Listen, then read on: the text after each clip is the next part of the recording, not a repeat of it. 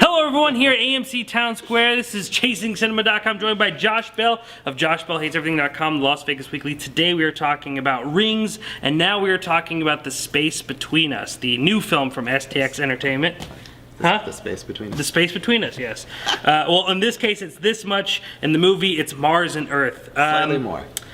I don't know if you were in the STX presentation at CinemaCon. I don't think I was. But they teased this movie, they built it up, and then after what do we have? Free State of Jones. Mm-hmm. We had Edge of 17, which we both really liked. Great movie. Free State of Jones wasn't bad. It wasn't good. Okay. And then what else was there? They just did something else too. I don't remember. Oh, it was The Bye Bye Man. The Bye Bye Man, which was awful. Yeah. So we've had a full spectrum of STX. Yes. So how did you feel about The Space Between Us? It was better than The Bye Bye Man. Definitely. It was definitely better than The Bye Bye Man. Was it better than Free State of Jones? No, probably about the same. Okay. I mean, I think it was not as bad as I think some of the reviews have been like just ripping it apart.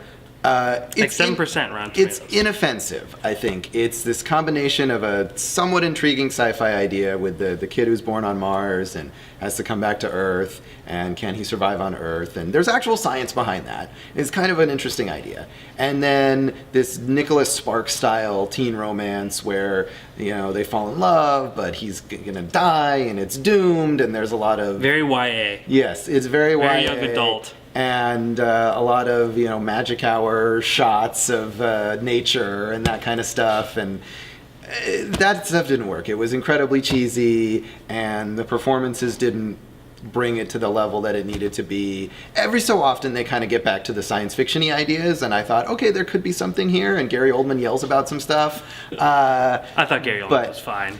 Gary Oldman was trying really hard to make this movie something. He was really pushing it.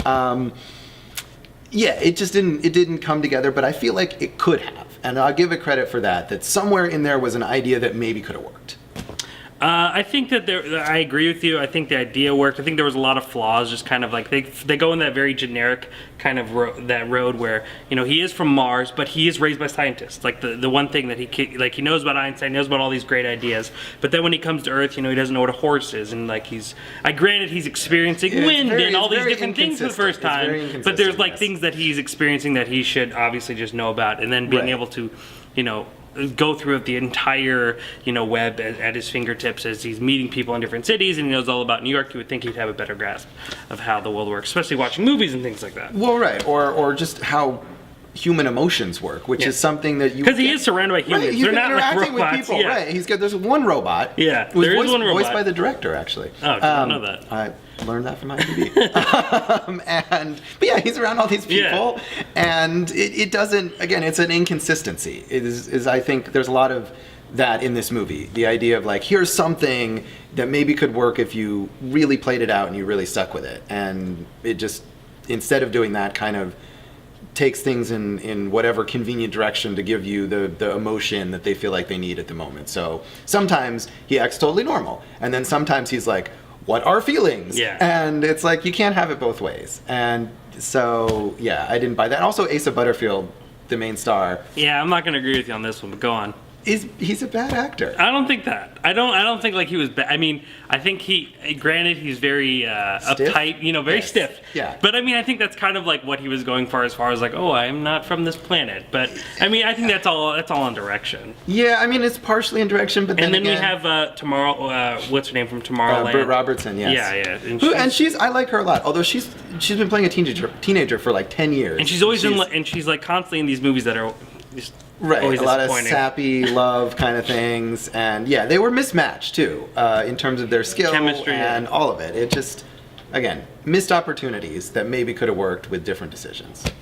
I agree. I don't have much to say about this movie. I didn't think it was awful. I didn't think it was great, but maybe our highest reviewed movie that we've seen this week. I don't know. You'll have to see our other reviews of Patterson, Rings, and what else do we review this week? The Comedian. Robert De Niro, Harvey Keitel. Look at that. Make sure to click that wide eye. Also, check out all of Josh's work, JoshBellHatesEverything.com, or you can just pick up the Las Vegas Weekly when you see it around town. ChasingCinema.com is known as the film lover's website.